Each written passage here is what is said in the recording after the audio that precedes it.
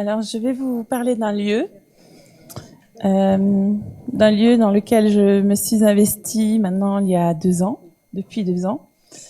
Et je l'avais visité en 2019 et j'ai commencé vraiment à y aller pour me sauver en 2022.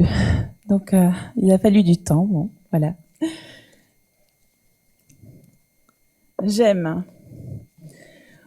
Aujourd'hui, j'ai été dans un lieu particulier, un endroit qui ne m'a pas laissée indifférente, tout en me remuant au point d'en être décousue, comme un bouton qui pendouille inlassablement le long d'un veston. Un endroit où viennent les gens qui n'ont pas de place dans notre monde, où les bonnets ne sont en général pas enfoncés jusqu'aux yeux.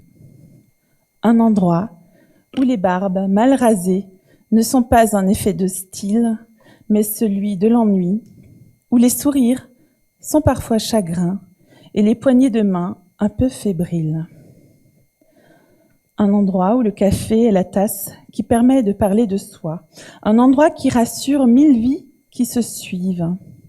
Un endroit qui pense à penser sans décompenser, tout en privilégiant le lien et la parole. La parole de ceux que beaucoup croient sans penser. Un endroit qui place la spécificité de l'autre dans un respect et une dignité que peu lui concède, parce que la différence se lit sur un visage ou une démarche qui se reconnaît de loin. Les effacés qui cristallisent nos peurs ont là-bas, une place bien à eux. Chacun se retrouve responsable de l'autre. Chacun s'ouvre d'un coup à lui-même, puis à cet autre qui n'est plus l'inconnu.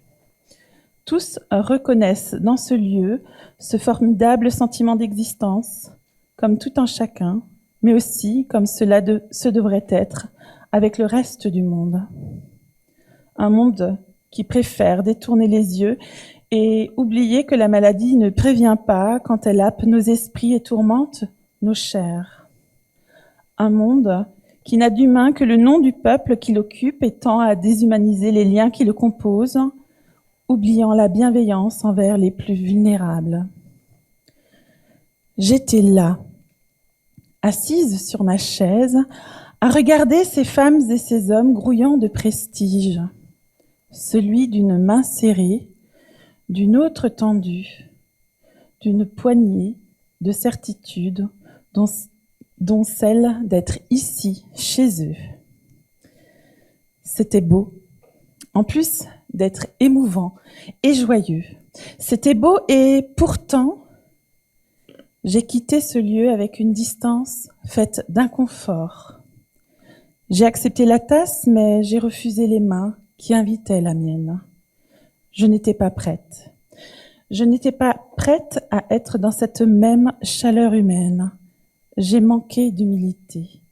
J'ai manqué de bien des choses de par mon passé d'accompagnante de la maladie psychique.